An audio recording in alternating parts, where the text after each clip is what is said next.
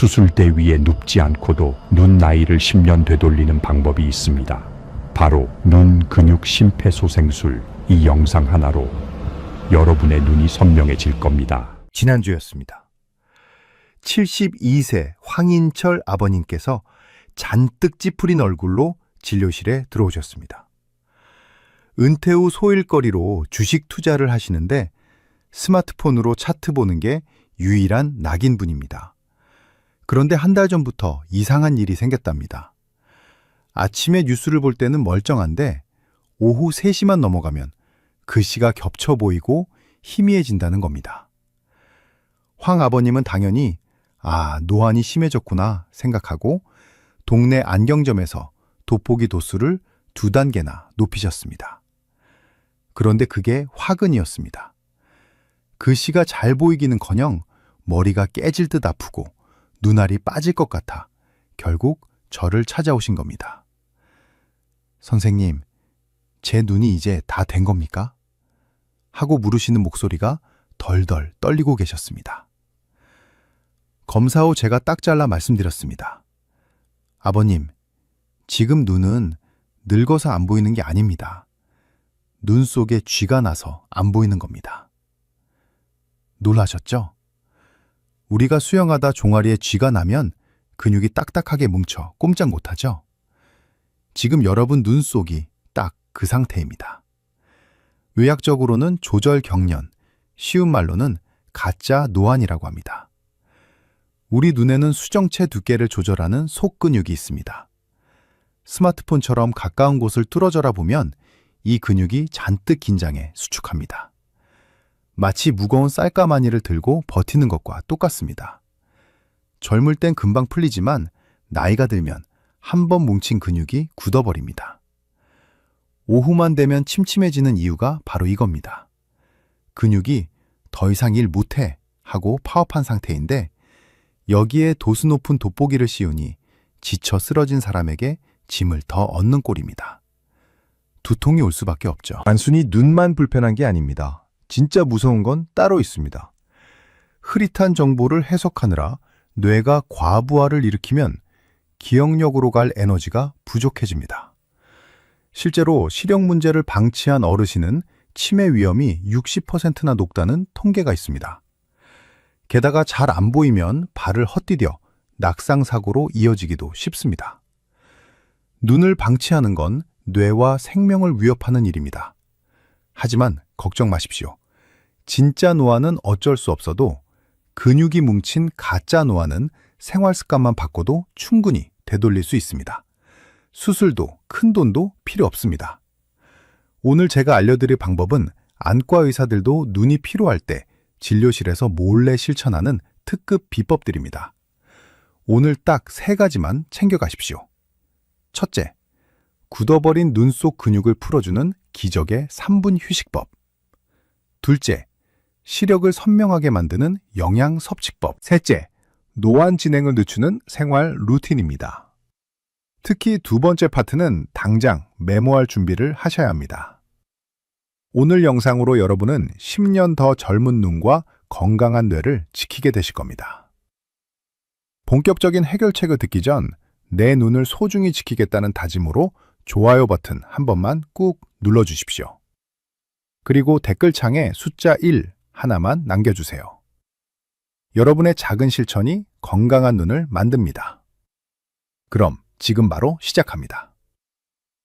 자, 서론은 거두절미하겠습니다. 지금부터 종이와 펜을 꺼내십시오. 아니면 휴대폰 화면을 캡처할 준비를 하시기 바랍니다. 지금 알려드리는 2가지 방법은 돈이 드는 것도 아니고 어려운 기술이 필요한 것도 아닙니다. 하지만 70세가 넘으셨다면 선택이 아니라 생존을 위해 무조건 따라하셔야 합니다. 병원에서 수술 권유받기 전에 이 방법부터 딱 2주만 실천해 보십시오. 첫 번째 해결책은 20-20-20 법칙입니다. 이름이 어렵다면 딱 하나만 기억하세요. 20분마다 무조건 창밖을 본다. 이것이 핵심입니다. 휴대폰이나 신문을 보다가 20분이 지나면 하던 일을 멈추고 6m 이상 먼 곳을 20초 동안 멍하니 바라보십시오. 아파트 베란다 밖에 나무를 보셔도 좋고 건너편 건물의 간판을 보셔도 됩니다. 왜 이렇게 해야 할까요? 우리 눈 속에는 수정체의 두께를 조절하는 선모체 근이라는 근육이 있습니다. 이 근육을 고무줄이나 스프링이라고 생각해 보세요. 우리가 가까운 글씨를 볼 때 이 고무줄은 팽팽하게 당겨진 상태로 버티게 됩니다. 그런데 1시간이고 2시간이고 계속 당기고 있으면 어떻게 될까요? 고무줄이 탄력을 잃고 늘어지거나 딱딱하게 굳어버립니다. 황인철 아버님께서 제 설명을 듣고 무릎을 치셨습니다.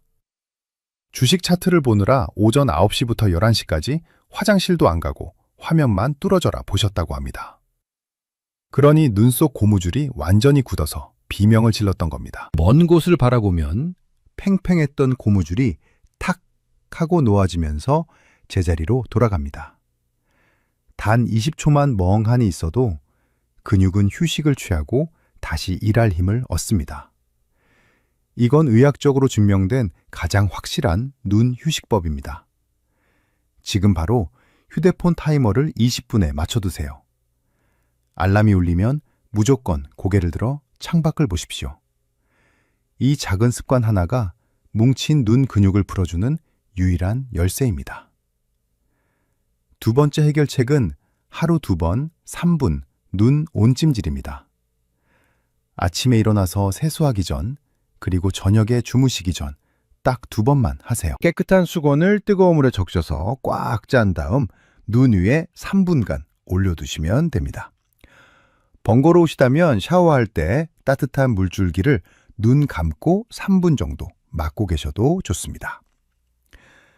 이건 왜 무조건 해야 할까요?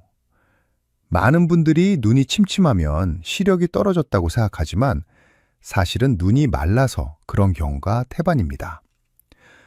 우리 눈꺼풀 안쪽에는 기름을 분비하는 아주 작은 샘들이 있습니다.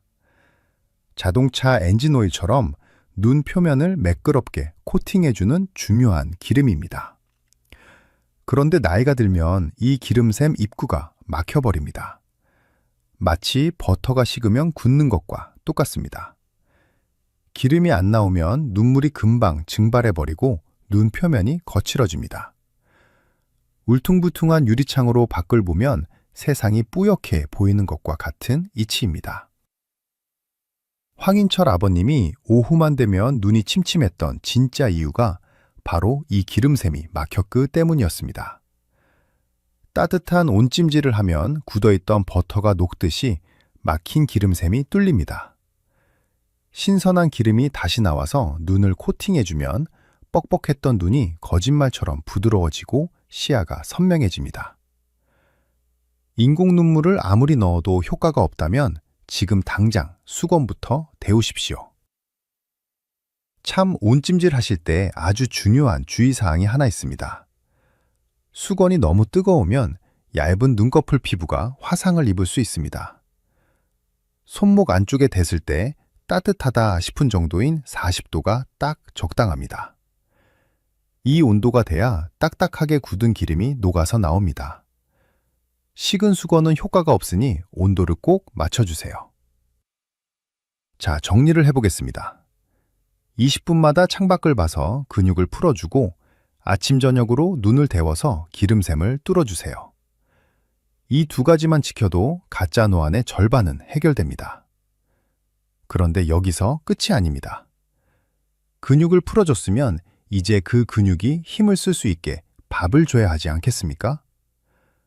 다음 파트에서는 먹는 것만으로 눈 근육의 힘을 키워주는 기적의 영양소와 백내장까지 막아주는 결정적인 비법을 알려드리겠습니다. 오늘 이 정보가 주변에 눈 때문에 고생하시는 친구분들에게도 도움이 될 것 같다면 공유 버튼을 눌러서 카카오톡으로 꼭 보내주십시오.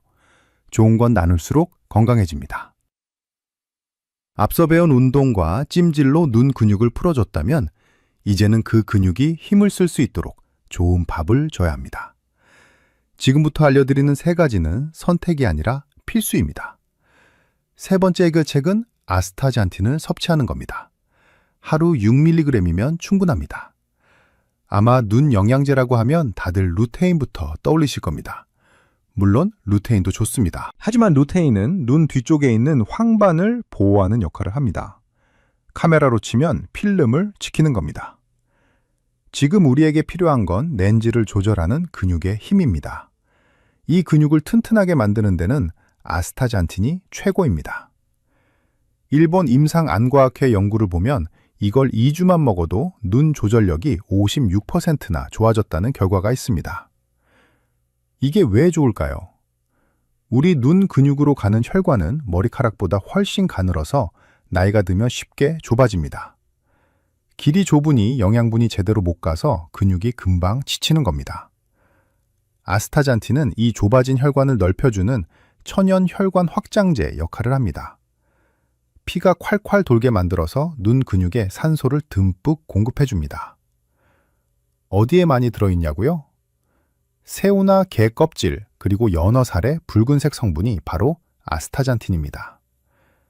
일주일에 2-3번 정도 붉은 해산물을 드시거나 그게 어렵다면 약국에서 아스타잔틴이 들어간 영양제를 사서 드시면 됩니다. 단 기름에 녹는 성분이니 꼭 식사 직후에 드셔야 흡수가 잘 됩니다. 아스타잔틴이 얼마나 대단한지 아십니까?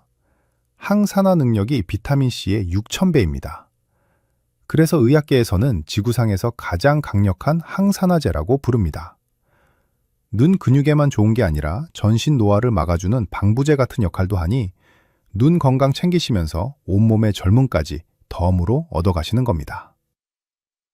네 번째 해결책은 초점 푸시업 운동입니다. 대게 굴러다니는 연필 한 자루만 준비하세요. 연필 끝을 코앞 10cm까지 가져와서 쳐다보다가 팔을 쭉 뻗어서 멀리 보내는 동작을 10번만 반복하시면 됩니다. 여기서 가장 중요한 주의사항이 있습니다. 이 운동은 하루에 절대 3분을 넘기면 안 됩니다. 황인철 아버님께서 눈이 좋아지고 싶은 욕심에 이 운동을 하루에 30분씩 하셨다고 합니다. 그랬더니 오히려 눈이 더 뻐근하고 아프다고 하셨습니다. 당연합니다. 헬스장에서 무거운 역기를 너무 오래 들면 근육통이 오듯이 눈 근육도 무리하면 탈이 납니다. 딱 3분 적당한 자극만 주셔야 근육이 유연해집니다. 5번째 해결책은 선글라스 착용입니다. 이건 멋부리려고 쓰는 게 아닙니다. 백내장을 막는 생존 장비입니다. 우리 눈 속 수정체는 단백질로 이루어져 있습니다. 달걀 흰자와 똑같습니다. 투명한 달걀 흰자에 열을 가하면 하얗게 익어서 굳어버리죠. 자외선이 바로 그 열과 같습니다. 수정체가 자외선을 계속 맞으면 하얗게 굳어 백내장이 옵니다. 외출하실 때는 반드시 자외선 차단 기능이 있는 선글라스를 쓰십시오. 비싼 명품일 필요 없습니다. 안경점에서 UV400 마크가 있는 제품인지만 확인하면 됩니다. 10,000원짜리라도 UV400만 적혀 있으면 자외선을 100% 막아줍니다. 마지막으로 황인철 아버님께서 정말 불안해하며 물으셨던 질문 하나만 짚고 넘어가겠습니다. 선생님, 저는 노안입니까? 백내장입니까?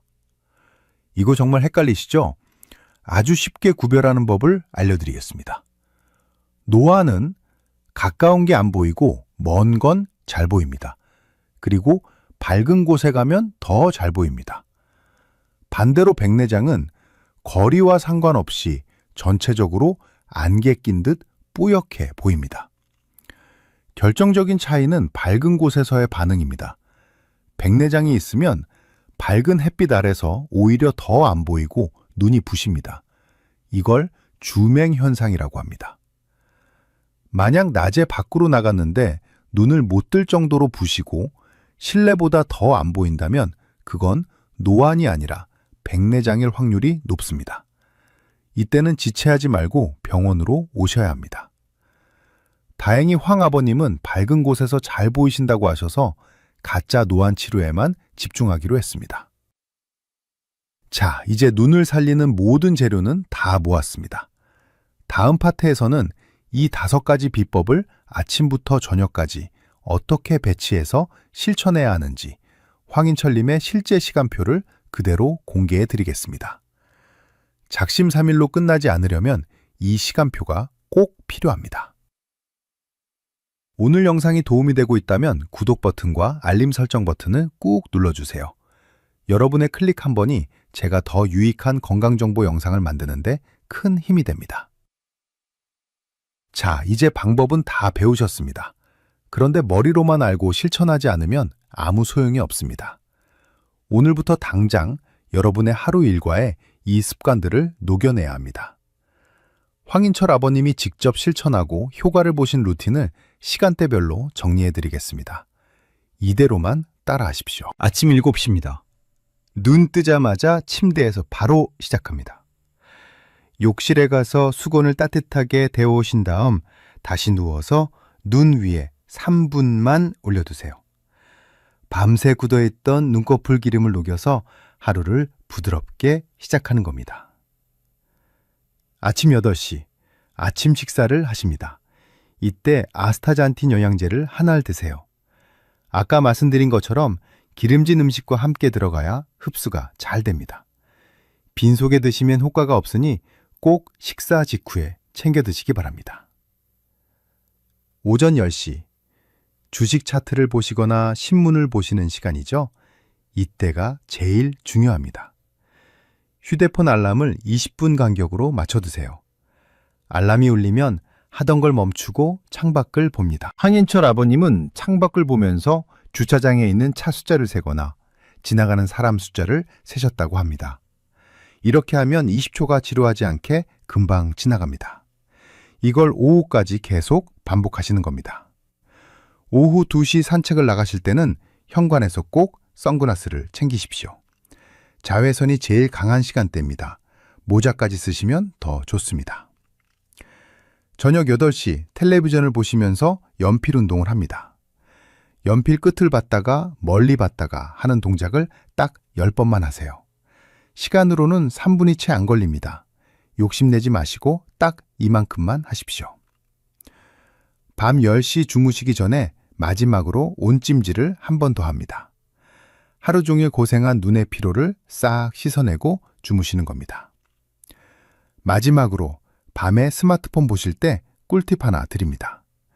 화면 밝기를 평소의 절반 이하로 꼭 낮추십시오. 어두운 방에서 환한 화면을 보면 동공이 커진 상태로 빛폭탄을 맞는 격이라 망막이 비명을 지릅니다. 휴대폰 설정에 있는 편안하게 화면 보기 기능이라도 켜고 보셔야 눈이 덜 늙습니다. 어떻습니까?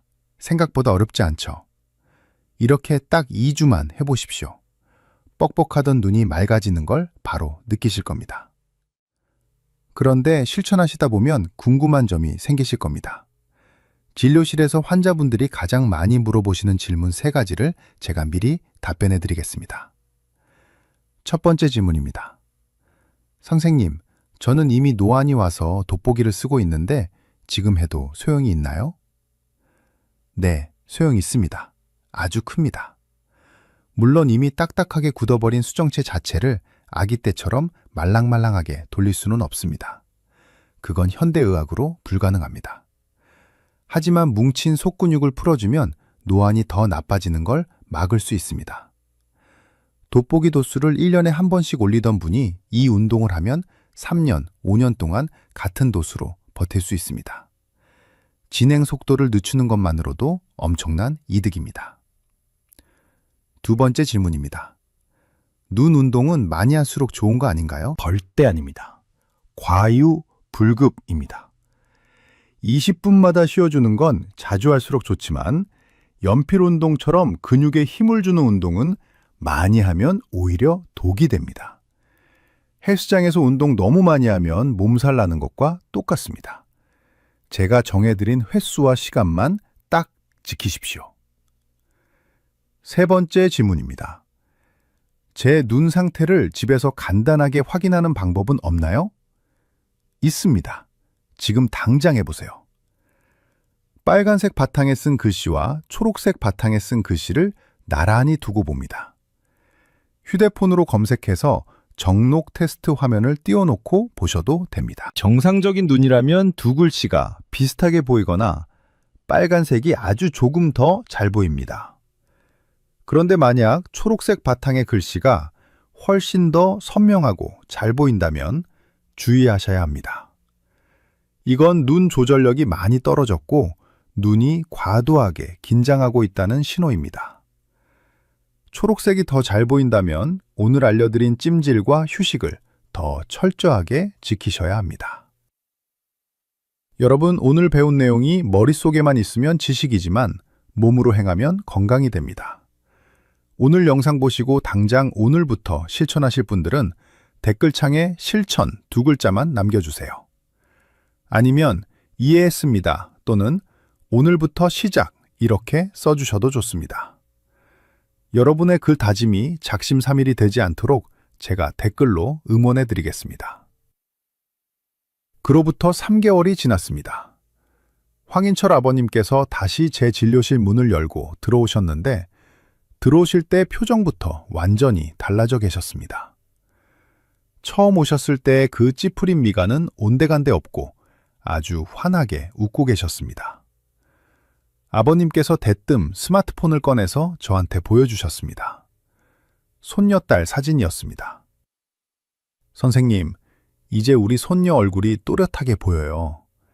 예전에는 영상통화하면 얼굴이 뭉개져 보여서 답답했는데 어제는 손녀가 할아버지 이제 눈 안 찡그리네 하고 좋아하더랍니다. 그 말씀을 하시는데 눈시울이 붉어지셨습니다. 단순히 글씨가 잘 보이는 게 중요한 게 아니었습니다. 사랑하는 가족의 얼굴을 선명하게 볼 수 있다는 것, 그 행복을 되찾으신 겁니다. 아버님은 돋보기 도수를 더 올리지 않으셨습니다. 오히려 지금 쓰시는 돋보기로도 충분히 편안하게 신문도 보시고 주식 차트도 보십니다. 뭉쳤던 눈 근육이 풀리면서 눈의 나이를 거꾸로 돌리신 겁니다. 여러분도 하실 수 있습니다. 오늘 배운 내용은 어려운 게 하나도 없습니다. 딱 3가지만 기억하십시오. 첫째, 20분마다 창밖을 봐서 눈 속 고무줄을 쉬게 해주십시오. 둘째, 아스타잔틴과 온찜질로 눈 근육에 힘을 불어넣어 주십시오. 셋째, 외출할 땐 선글라스로 수정체를 방패처럼 지키십시오. 시력을 지키는 건 단순히 눈만의 문제가 아닙니다. 여러분의 뇌를 지키는 일이고 남은 인생의 품격을 지키는 일입니다. 눈이 침침해지면 만사가 귀찮아지고 움직이기 싫어집니다. 하지만 눈이 맑아지면 다시 세상이 궁금해지고 활력이 생깁니다. 그 활력이 치매를 막고 여러분을 건강하게 지켜줄 겁니다. 눈이 건강해야 자식들에게 짐이 되지 않고 당당하게 노후를 즐길 수 있습니다. 내 발로 걷고 내 눈으로 보고 내 손으로 밥 먹는 그 평범한 일상이 사실은 가장 큰 축복입니다. 오늘부터 시작하는 이 작은 습관들이 그 축복을 10년, 20년 더 길게 지켜줄 여러분의 든든한 생명보험이 될 겁니다. 오늘부터 딱 2주입니다. 속는 셈 치고 딱 2주만 실천해 보십시오. 아침에 눈을 떴을 때 세상이 한결 환해진 느낌을 받으실 겁니다. 여러분의 눈이 다시 맑아지는 그날까지 제가 늘 곁에서 응원하겠습니다. 지금까지 대한민국 주치의였습니다. 감사합니다. 수면제는 잠을 재우는 게 아니라 뇌를 기절시키는 겁니다. 치매가 두려우시다면 당장 밥상부터 바꾸십시오. 약 끊고 7시간 통잠 자는 기적의 5가지 공식 공개합니다. 제가 의사 생활 중 수많은 불면증 환자를 만나면서 깨달은 아주 충격적인 사실이 하나 있습니다. 그건 바로 많은 분들이 수면제를 먹고 정신을 잃는 것을 잠을 잤다고 착각하신다는 겁니다. 얼마 전 제 진료실 문을 두드린 74세 박철수 어르신의 이야기를 들려드리겠습니다. 박철수님은 겉으로 보기에는 아주 정정해 보이셨습니다. 등산도 다니시고 목소리도 우렁차셨죠. 그런데 보호자로 함께 온 아드님의 표정은 너무나 어두웠습니다. 아드님이 제게 조용히 건넨 쪽지에는 이렇게 적혀 있었습니다. 아버지가 10년째 수면제를 드시는데 요즘 들어 방금 한 말도 기억을 못 하십니다. 치매가 온 것 같습니다. 박철수님은 제게 아주 당당하게 말씀하셨습니다. 원장님, 저는 잠은 아주 잘 잡니다. 약 한 알만 먹으면 베개에 머리 대자마자 골아 떨어지거든요. 제가 걱정되는 건 잠이 아니라 자꾸 깜빡깜빡하는 기억력입니다. 여러분, 이게 정말 남의 이야기 같으십니까? 제가 박철수님의 뇌 사진을 보여드리며 설명해드렸습니다. 어르신은 지난 10년 동안 주무신 게 아닙니다. 매일 밤 뇌를 마취시켜 놓으신 겁니다.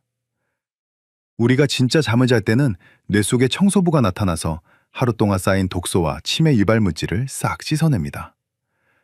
그런데 수면제를 먹고 강제로 잠이 들면 이 청소부가 출근을 안 합니다. 뇌 스위치만 툭 꺼지고 뇌 속에는 쓰레기가 그대로 쌓이는 겁니다. 그게 10년이 됐으니 기억력이 온전할 리가 있겠습니까? 그제야 박철수님의 표정이 사색이 되시더군요. 그러면서 덜덜 떨리는 목소리로 물으셨습니다. 원장님, 그럼 저는 이제 어떻게 합니까? 약을 안 먹으면 단 1분도 못 잘 텐데 이대로 치매 걸려서 죽어야 합니까? 그 절박한 눈빛을 보면서 저는 의사로서 반드시 이분을 구해야겠다고 다짐했습니다. 지금 이 영상을 보시는 분들 중에도 뜨끔하신 분들 많으실 겁니다.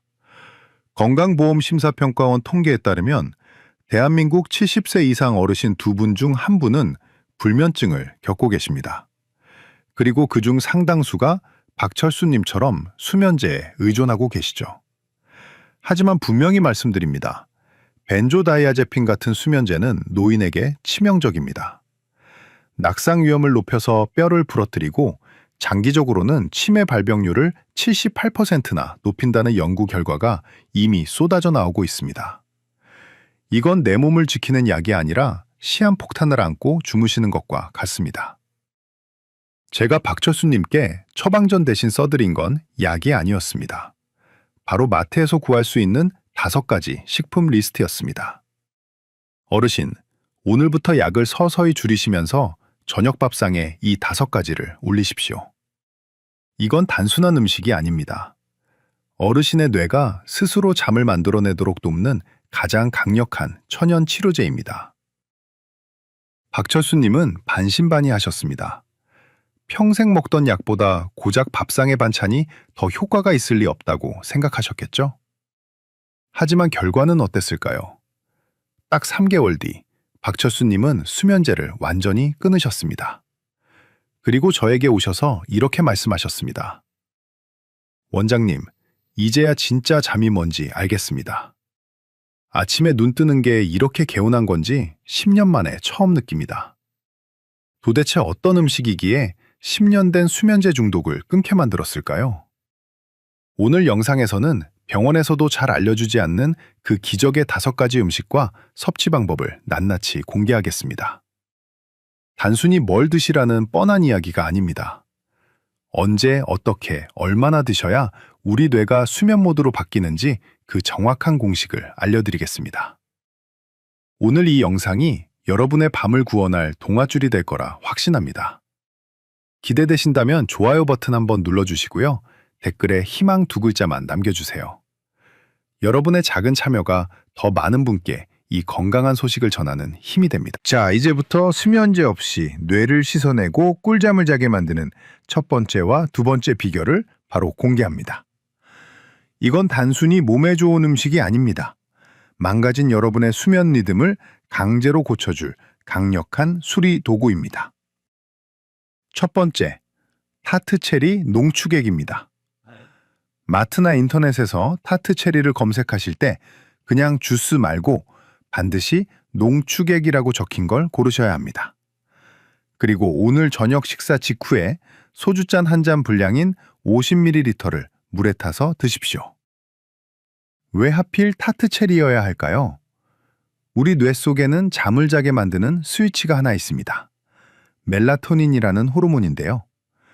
젊었을 때는 이 스위치가 아주 잘 작동합니다.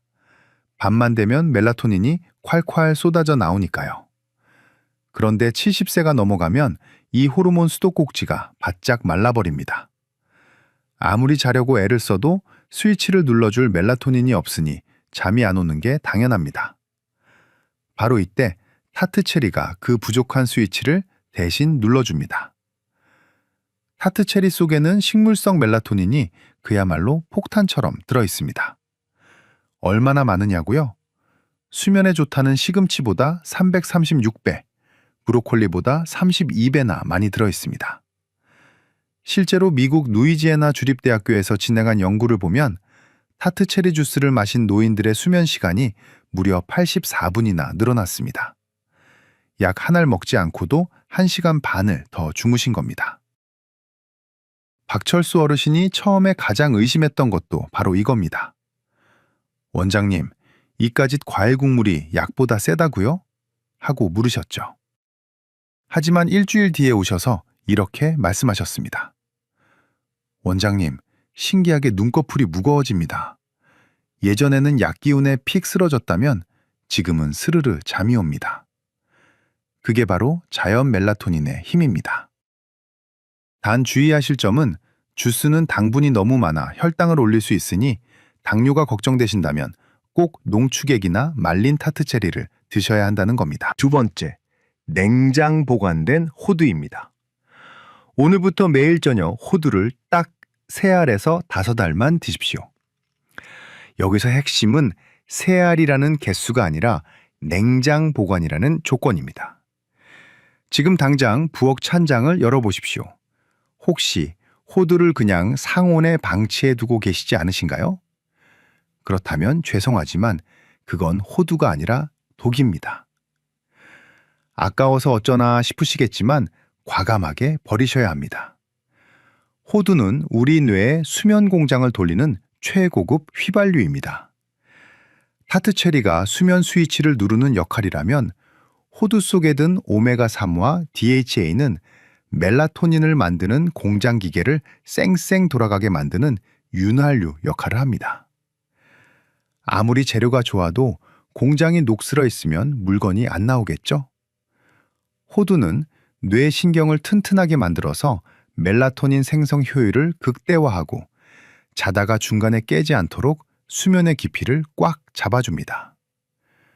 그런데 호두의 이 좋은 기름 성분은 공기와 만나면 금방 산패됩니다. 산패란 말 그대로 기름이 썩는 겁니다. 쩐내가 나는 호두를 드시는 건 내 몸에 염증 덩어리를 붓는 것과 같습니다. 박철수 님도 이걸 모르고 찬장에 1년 묵은 호두를 드시고 계셨습니다. 제가 그걸 당장 버리게 하고 신선한 호두를 사서 냉장고에 넣으라고 말씀드렸죠. 신선한 호두를 드신 지 2주가 지나자 박철수 님이 말씀하셨습니다. 원장님, 꿈을 안 꿉니다. 이게 무슨 뜻일까요? 꿈을 기억 못할 정도로 깊게 주무셨다는 증거입니다. 얕은 잠을 자면 밤새 꿈에 시달리지만 깊은 잠을 자면 아침에 눈 떴을 때 아무 기억 없이 개운합니다. 호두가 바로 그 깊은 잠을 선물한 겁니다. 자, 정리하겠습니다. 타트체리로 수면 스위치를 켜고 호두로 수면의 깊이를 더하십시오. 이 두 가지만 지켜도 여러분의 밤은 완전히 달라질 겁니다. 하지만 아직 안심하기엔 이릅니다. 잠은 잘 드는데 새벽 2시, 3시만 되면 눈이 번쩍 떠져서 괴로우신 분들 많으시죠? 그건 또 다른 이유가 있습니다. 바로 다음 파트에서 그 새벽 불면을 잠재울 나머지 3가지 비결을 공개하겠습니다. 이 영상이 도움이 되고 있다면 주변에 잠 못 이루는 친구분들께 꼭 공유해 주세요. 카카오톡으로 딱 한 분에게만 보내주셔도 그분에게는 생명의 은인이 되실 수 있습니다. 자, 타트체리와 호두로 잠들 준비는 마쳤습니다. 그런데 진짜 문제는 지금부터입니다. 잠은 잘 들었는데 꼭 새벽 2시나 3시만 되면 귀신같이 눈이 떠지는 분들 계시죠? 그러고는 아침까지 멀뚱멀뚱 밤을 새우십니다. 이게 사실 잠이 안 오는 것보다 더 고통스럽습니다. 지금부터 말씀드릴 3가지 음식은 바로 그 새벽깸을 막아주는 튼튼한 안전벨트입니다. 3번째, 귀리입니다. 오늘부터 저녁밥상에서 흰쌀밥을 치우십시오. 대신 귀리를 섞은 잡곡밥이나 귀리죽을 드셔야 합니다. 이게 새벽잠을 지키는 가장 중요한 핵심입니다. 왜 자꾸 새벽에 깰까요? 여러 이유가 있지만 가장 큰 원인은 바로 야간 저혈당입니다. 우리가 저녁에 흰 쌀밥이나 국수 같은 걸 먹으면 혈당이 롤러코스터처럼 급격하게 올랐다가 잠자는 도중에 뚝 떨어집니다. 그러면 우리 뇌는 비상사태를 선포합니다. 주인님, 큰일 났습니다. 에너지가 떨어졌습니다. 이러면서 식은땀을 내고 심장을 쿵쾅거리게 만들어서 억지로 깨우는 겁니다. 박철수 어르신이 딱 그러셨습니다.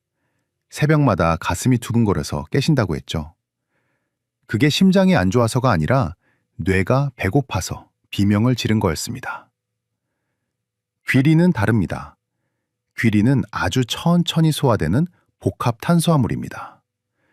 흰 쌀밥이 종이처럼 확 타오르고 꺼지는 불이라면 귀리는 밤새 은은하게 타오르는 장작불 같습니다. 밤새 혈당을 일정하게 유지해주니 뇌가 안심하고 아침까지 푹 자는 겁니다. 게다가 귀리를 드시면 인슐린이 살짝 나오는데요. 이 인슐린이 아주 기특한 일을 합니다. 아까 말씀드린 수면 원료인 트립토판이 뇌까지 무사히 도착하도록 뇌의 문을 활짝 열어주는 도어맨 역할을 합니다. 귀리 없이는 좋은 성분도 뇌로 못 들어갑니다. 네 번째, 잘 익은 바나나 반 개입니다. 저녁 식사 후에 바나나를 딱 반 개만 드십시오. 한 개는 너무 많습니다. 배가 부르면 오히려 잠이 안 오니까요. 여러분 자다가 다리에 쥐가 나서 비명 지르면서 깬 적 있으시죠? 아니면 다리가 저릿저릿하고 벌레 기어가는 느낌 때문에 뒤척이신 적 있으신가요? 이게 근육이 긴장해서 그렇습니다. 바나나에는 천연 신경 안정제인 마그네슘이 풍부합니다. 이 마그네슘이 뭉친 근육을 마사지하듯 부드럽게 풀어줍니다. 박철수 님도 밤마다 정화리를 주무르느라 잠을 못 주무셨는데 바나나 반 개를 드신 후부터는 다리가 솜털처럼 가벼워졌다고 하셨습니다.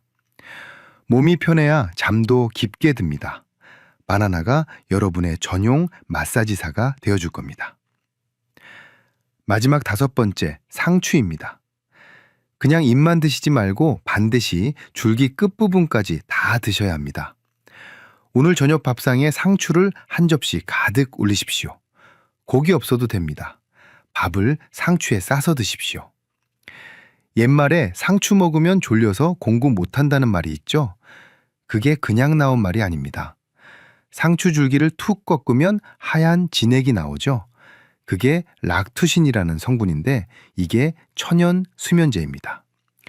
진정 효과가 얼마나 뛰어난지 웬만한 약만큼 신경을 차분하게 가라앉혀줍니다. 요즘은 락투신 성분을 100배 이상 늘린 흑화랑 같은 기능성 상추도 나와 있습니다만 일반 상추라도 줄기까지 꼭꼭 씹어 드시면 충분합니다.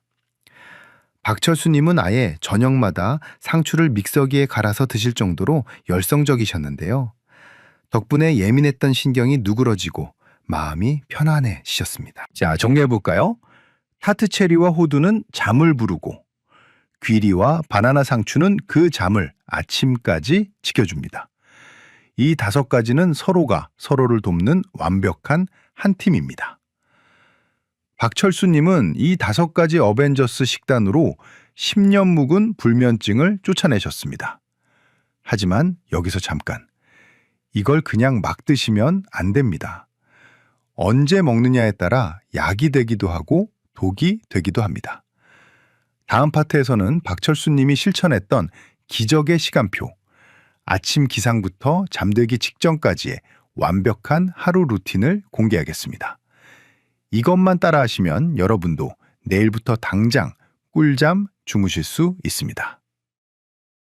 오늘 영상이 유익하셨다면 구독 버튼과 알림 설정 버튼을 꾹 눌러주세요. 여러분의 건강한 100세를 위해 제가 끝까지 함께하겠습니다. 자, 이제 재료는 다 준비됐습니다. 하지만 좋은 재료가 있다고 해서 누구나 맛있는 요리를 할 수 있는 건 아니죠. 언제 넣고 얼마나 끓이느냐가 더 중요합니다. 지금부터 박철수 어르신이 실제로 실천해서 10년 묵은 불면증을 고친 24시간 시간표를 공개합니다. 여러분의 하루와 비교해 보시면서 딱 3가지만 수정해 보십시오. 첫 번째는 아침 7시 기상 직후의 햇볕 샤워입니다. 박철수님은 일어나자마자 베란다 창문을 활짝 열고 30분 동안 햇볕을 쬐십니다. 이게 왜 중요할까요? 밤에 쓰는 수면 호르몬인 멜라토닌은 사실 낮에 만들어집니다. 아침 햇살이 눈으로 들어오면 우리 뇌는 세로토닌이라는 행복 호르몬을 부지런히 만드는데요. 이 세로토닌이 밤이 되면 멜라토닌으로 변신합니다. 다시 말해, 낮에 햇볕을 안 보면 밤에 쓸 수면제도 안 만들어진다는 뜻입니다. 낮 배터리를 충전해야 밤에 불이 켜지는 원리와 같습니다. 나가기 귀찮으시면 창가에 앉아 계시기라도 하십시오. 두 번째는 저녁 6시 식사 시간의 골든타임입니다. 앞서 말씀드린 귀디밥, 상추쌈, 호두, 바나나, 타트체리를 이때 드시는 겁니다. 여기서 제일 중요한 건 시간입니다. 최소한 잠들기 3시간 전에는 숟가락을 놓으셔야 합니다. 박철수 님도 처음엔 배가 고프다며 자기 직전에 바나나를 드셨는데 그러니까 역류성 식도염 때문에 속이 쓰려서 오히려 잠을 설치셨습니다.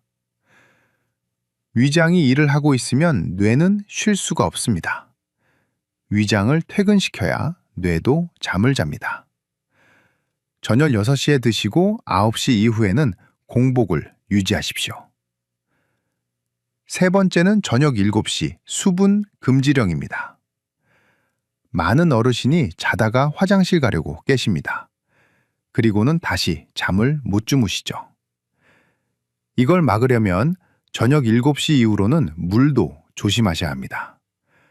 목이 너무 마르면 입만 적시는 정도로 끝내십시오. 박철수 님도 저녁에 습관적으로 마시던 둥글레 차를 끊고 나서 새벽 화장실행이 사라지셨습니다. 마지막은 밤 9시 블루라이트 차단입니다. 밤 9시가 되면 거실의 형광등을 끄고 은은한 스탠드만 켜십시오. 그리고 TV와 스마트폰을 멀리 하셔야 합니다. TV 화면에서 나오는 파란빛인 블루라이트를 뇌가 보면 아, 지금이 대낮이구나 하고 착각을 합니다. 그러면 기껏 만들어 놓은 멜라토닌 분비를 중단해버립니다. 박철수님은 9시부터 라디오를 조용히 듣거나 가벼운 스트레칭을 하면서 뇌에게 잘 시간이라는 신호를 보내셨습니다. 자, 그런데 이렇게 실천하시려니 몇 가지 걱정되는 게 있으시죠? 진료실에서 환자분들이 가장 많이 묻는 질문 3가지를 제가 딱 짚어드리겠습니다. 첫째, 원장님, 저는 당뇨가 있는데 과일 먹어도 됩니까? 네, 당연한 걱정입니다. 그래서 제가 양을 정해드린 겁니다. 바나나는 딱 반 개, 타트체리는 당분이 적은 농축액으로 드시라고 했죠. 그리고 더 중요한 건 귀리입니다. 귀리 같은 복합 탄수화물이 혈당이 튀는 걸 막아주기 때문에 제가 말씀드린 식단대로만 드시면 혈당 걱정 없이 안전하게 드실 수 있습니다. 둘째, 이게 제일 중요합니다. 원장님, 그럼 오늘부터 당장 수면제 끊어도 됩니까? 절대로 안 됩니다. 이건 제가 의사로서 정말 엄중하게 경고합니다. 수면제를 갑자기 끊으면 우리 뇌가 깜짝 놀라서 반동불면증이라는 게 옵니다. 잠이 더 안 오고 불안하고 손이 떨리는 금단 증상이 생깁니다. 박철수 님도 3개월에 걸쳐서 서서히 줄이셨습니다. 다니시는 병원 선생님께 솔직하게 말씀드리고 한 달에 10%에서 20%씩 야금야금 줄이셔야 합니다. 약을 줄이면서 그 빈자리를 오늘 배운 5가지 음식으로 채우는 겁니다. 셋째, 얼마나 해야 효과가 있습니까? 음식은 약이 아닙니다. 먹자마자 기절하듯 잠들 수는 없습니다. 하지만 그만큼 안전합니다. 보통 빠르면 2주, 늦어도 3개월이면 몸이 반응합니다. 10년을 망가진 수면 리듬을 되돌리는데 3개월이면 결코 긴 시간이 아닙니다. 그 박철수님은 이 루틴을 철저하게 지키셨습니다. 처음 2주 동안은 변화가 없어서 포기할까도 싶으셨대요. 하지만 3주째 되던 날 처음으로 새벽에 깨지 않고 5시간은 내리 주무셨습니다. 그리고 3개월 뒤에는 약 없이 7시간 통잠을 주무시게 된 겁니다. 여러분도 하실 수 있습니다. 거창한 운동을 하라는 것도 아니고 비싼 약을 사라는 것도 아닙니다. 그저 먹는 시간과 종류를 조금만 바꾸시면 됩니다. 오늘부터 당장 실천해 보시겠다는 결심이 서셨나요? 그렇다면 지금 바로 댓글에 실천이라고 딱 2글자만 남겨주세요. 아니면 숫자 1만 적으셔도 좋습니다. 여러분의 그 작은 다짐이 작심삼일을 막아주는 강력한 의지가 될 겁니다. 그리고 댓글창에서 서로 응원도 해주세요. 혼자 가면 힘들지만 함께 가면 멀리 갈 수 있습니다.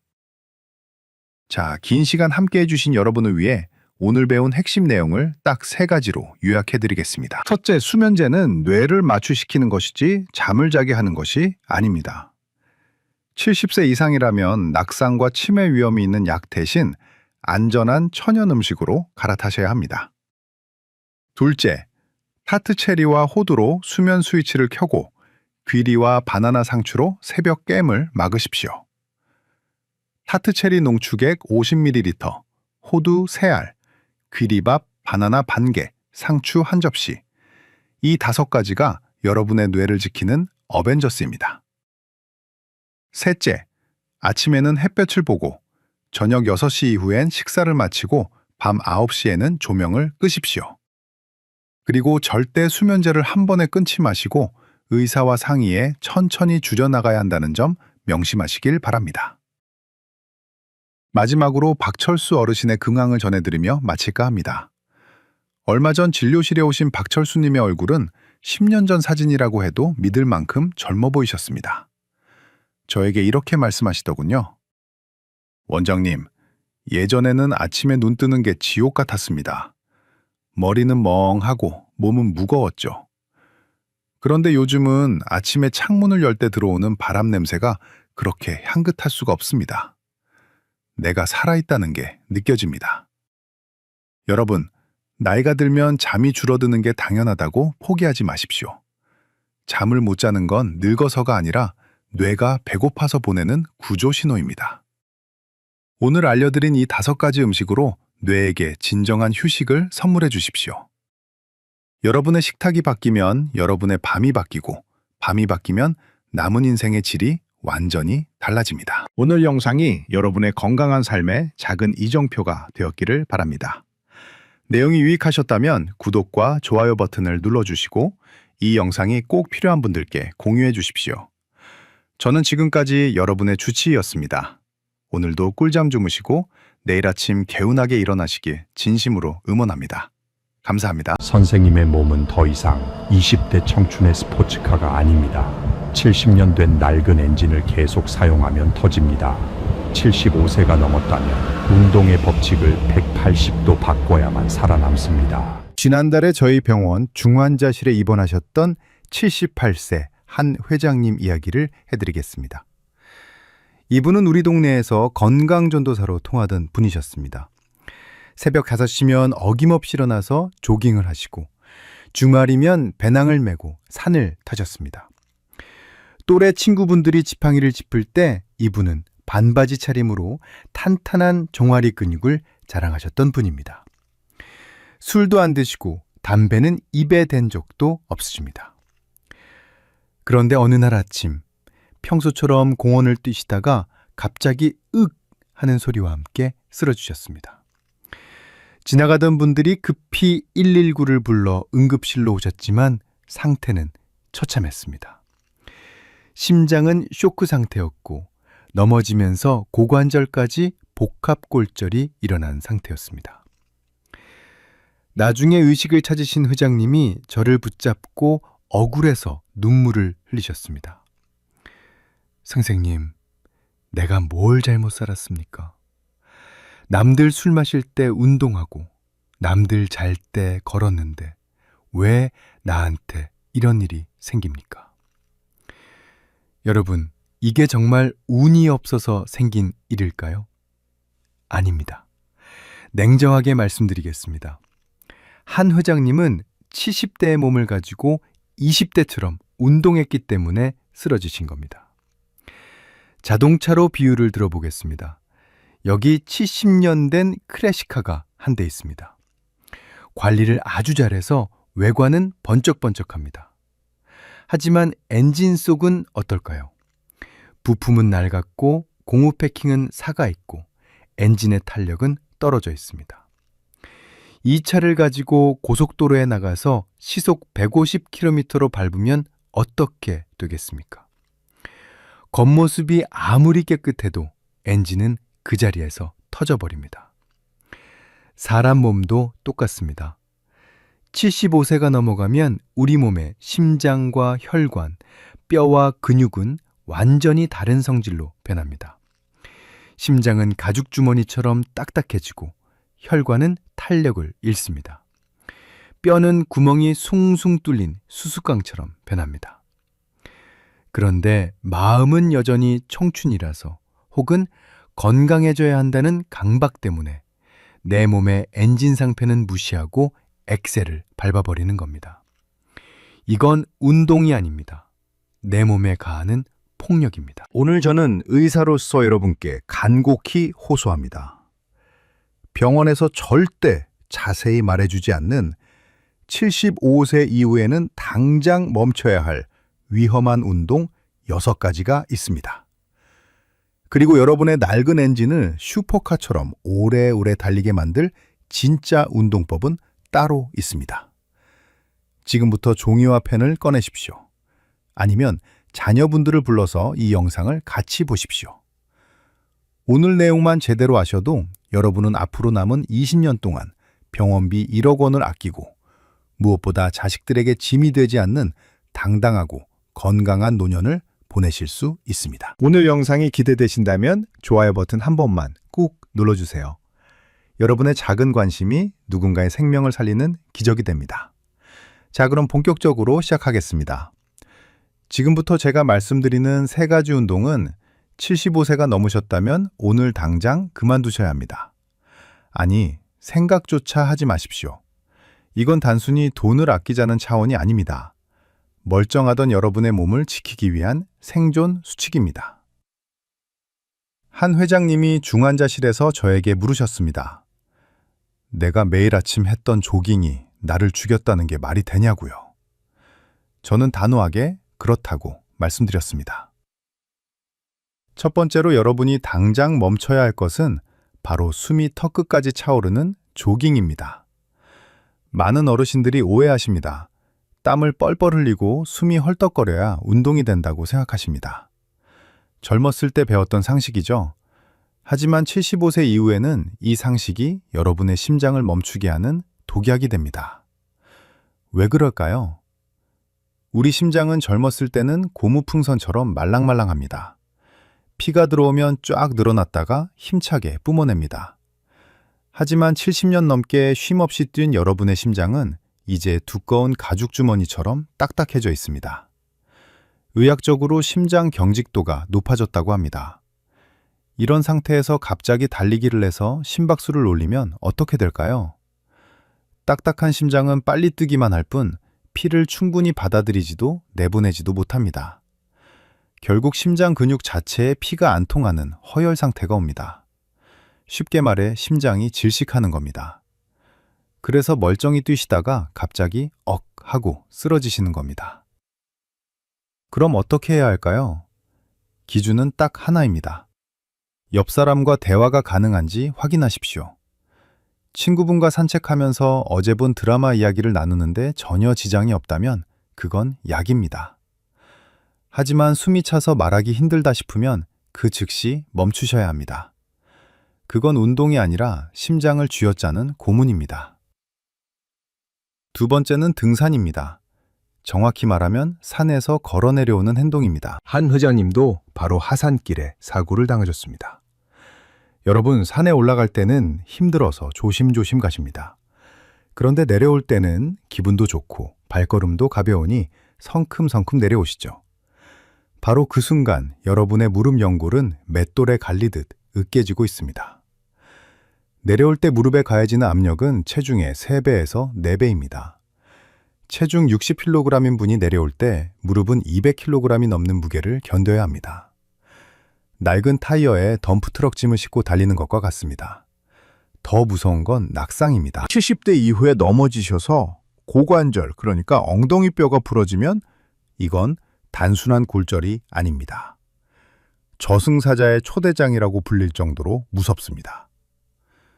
통계적으로 고관절 골절 환자가 수술을 안 받을 경우 2년 안에 사망할 확률이 70%가 넘습니다.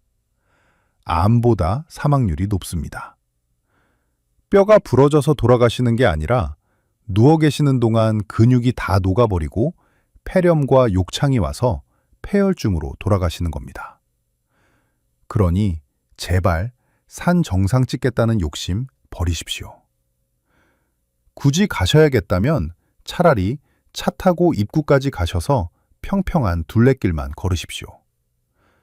그리고 만약 산에 가신다면 반드시 등산 스틱 2개를 사용해서 무릎에 갈 힘을 팔로 분산시켜야 합니다. 세 번째는 의외라고 생각하실 겁니다. 바로 찬물 샤워나 차가운 물에서의 수영입니다. TV에서 건강 비결이라면서 한겨울에 계곡물 입수하거나 냉수 마찰하시는 분들 가끔 나오시죠? 75세 이상 어르신에게 그건 자살 행위나 마찬가지입니다. 우리 몸은 급격한 온도 변화에 아주 취약합니다. 특히 뜨거운 물에 있다가 갑자기 찬물로 들어가거나 더운 여름에 시원하려고 찬물에 뛰어들 때 콜드 쇼크 반응이라는 게 일어납니다. 차가운 물이 피부에 닿는 순간 온몸의 혈관이 전기 충격을 받은 것처럼 순식간에 쪼그라듭니다. 혈관이 좁아지면 그 안을 흐르던 피의 압력은 어떻게 될까요? 미친 듯이 치솟습니다. 그 압력을 못 이기고 뇌혈관이 터지거나 심장이 마비되는 겁니다. 실제로 목욕탕 냉탕에서 의식을 잃고 실려오시는 어르신들이 정말 많습니다. 수영 좋습니다. 관절에 무리도 안 가고 아주 좋은 운동입니다.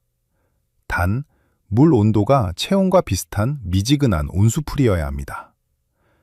동네 수영장 가시면 체온 조절탕이나 온수풀이 따로 있습니다.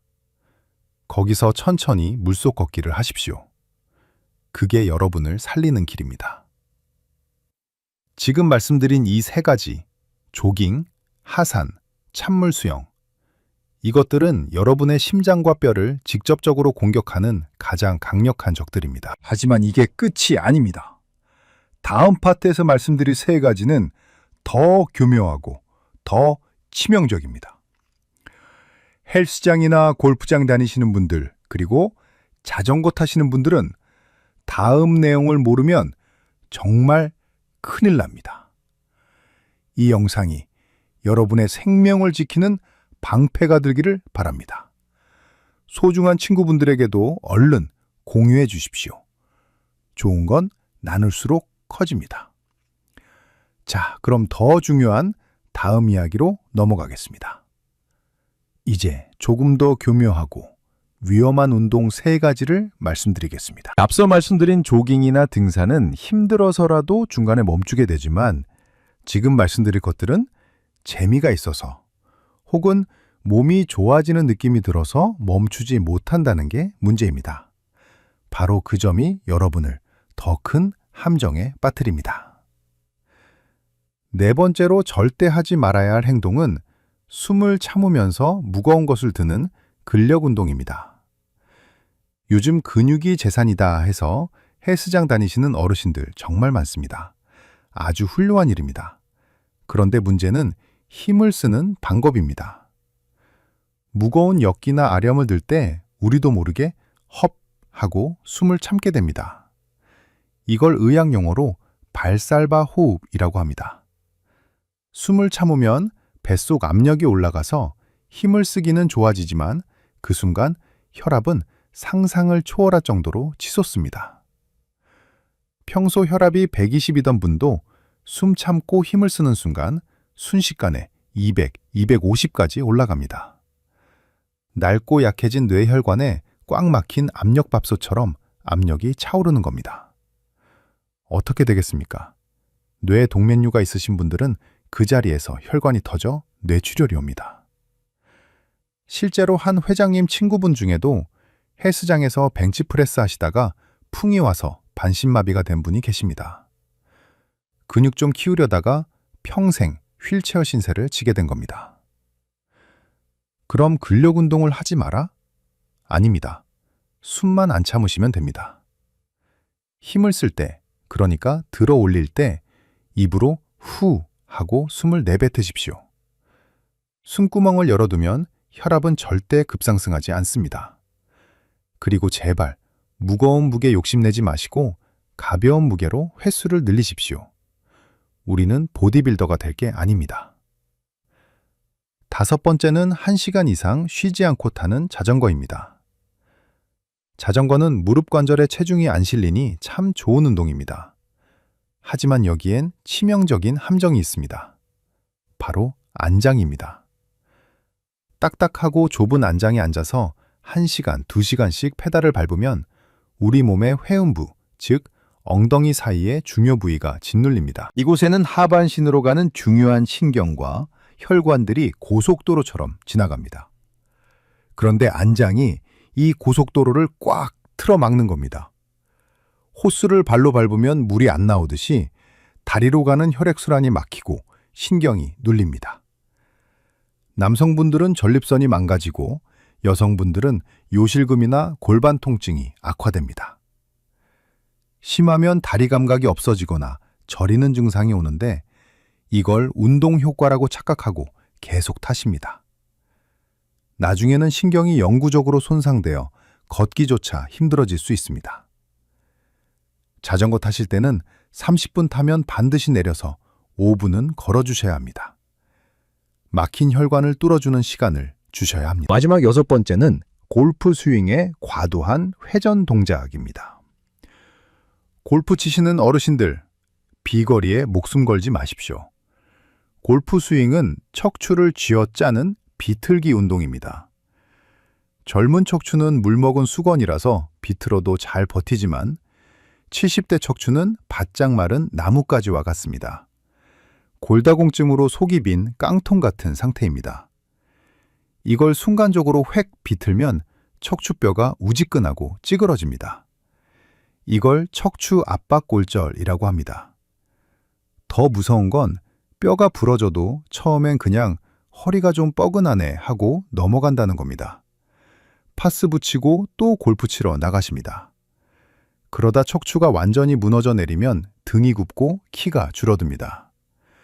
척추가 무너지면 갈비뼈가 내려앉아 폐와 위장을 누릅니다.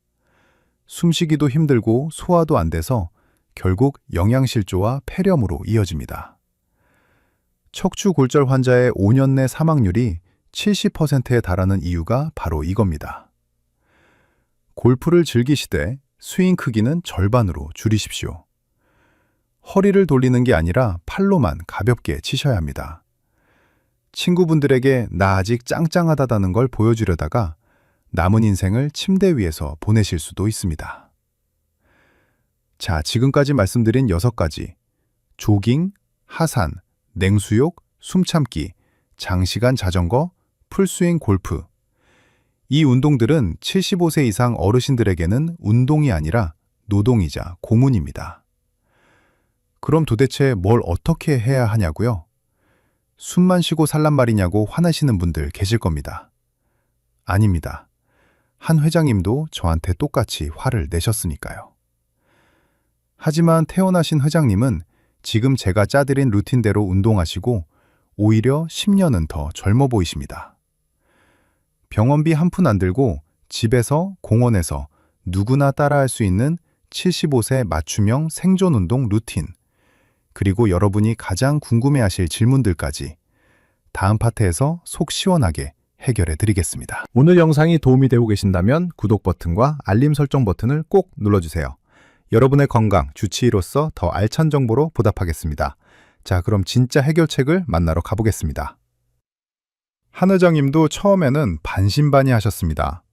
선생님, 이걸로 운동이 되겠어? 너무 싱거운 거 아니야? 하셨죠. 하지만 딱 3개월 뒤 회장님은 지팡이를 던져버리고 저에게 엄지를 치켜 세우셨습니다.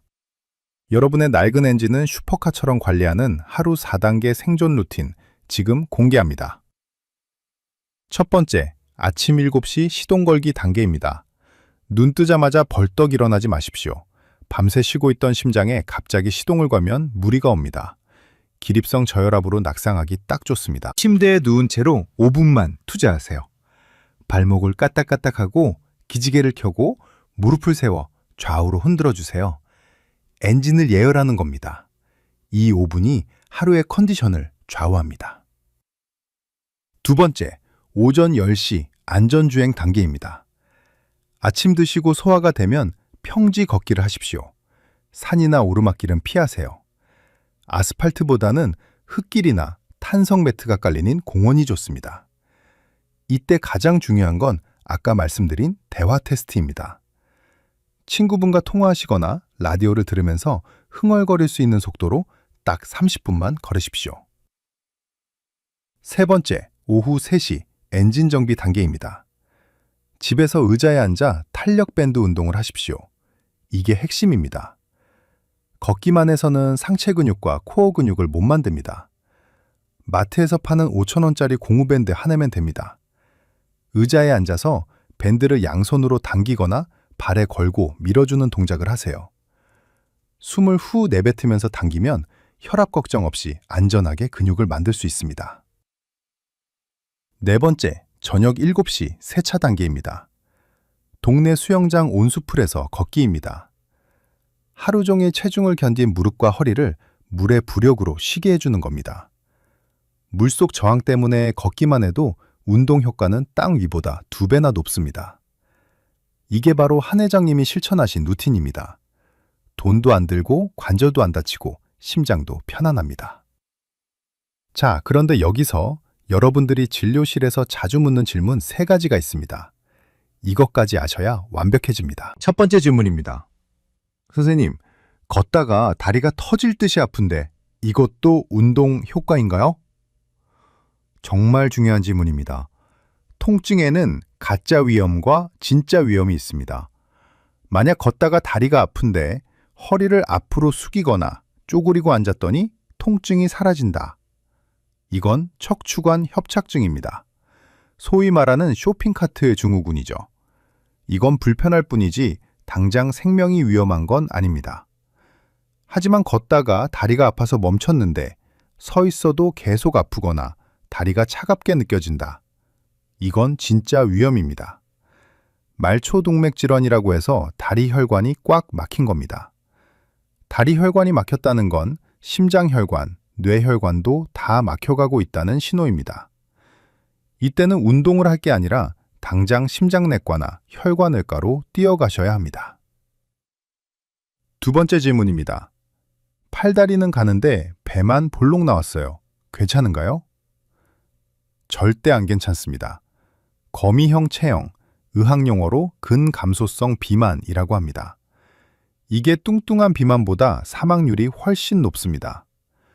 근육이 빠진 자리에 내장지방이 낀 건데 이 내장지방이 염증 공장입니다. 해결책은 딱 하나입니다.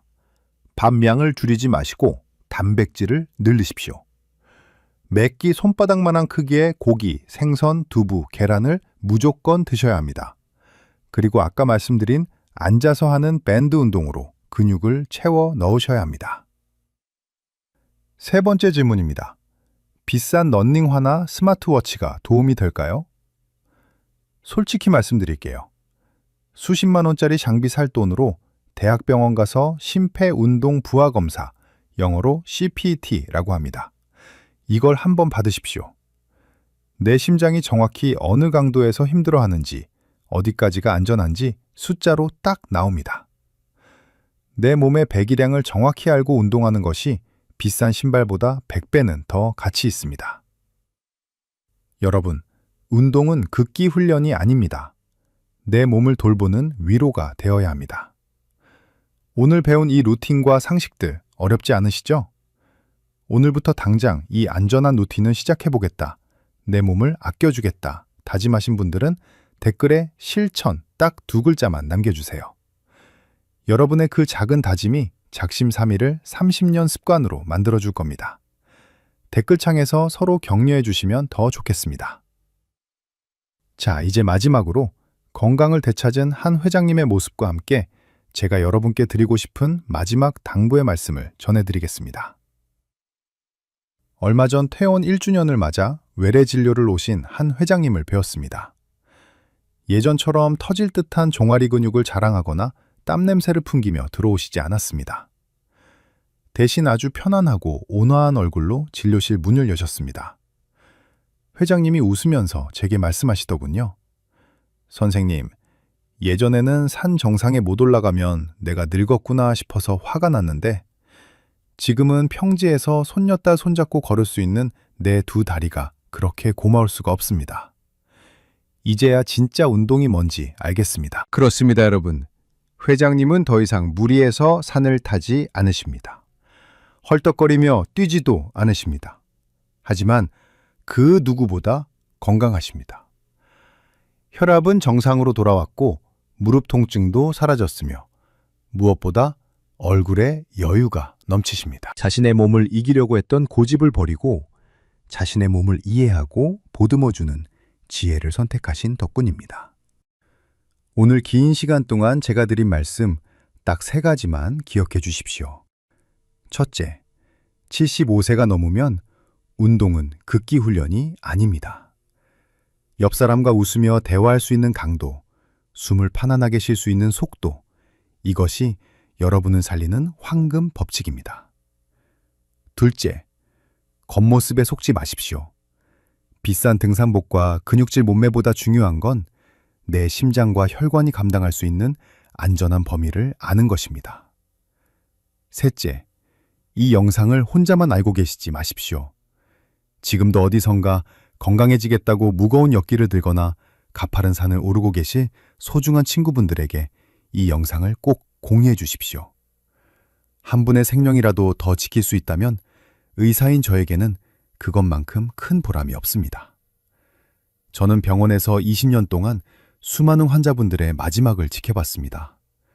그중 가장 안타까운 건 조금만 일찍 알았더라면 막을 수 있었던 이별들입니다. 오늘 이 영상이 여러분과 여러분 가족의 행복을 지키는 든든한 울타리가 되었기를 진심으로 바랍니다. 여러분의 건강한 노년을 끝까지 응원하겠습니다. 오늘도 무사히 하루를 보내시고 내일 아침에도 건강하게 눈뜨시기를 기도합니다. 사랑하는 가족들과 오래오래 행복하십시오. 지금까지 대한민국 어르신들의 주치 건강박사였습니다. 감사합니다.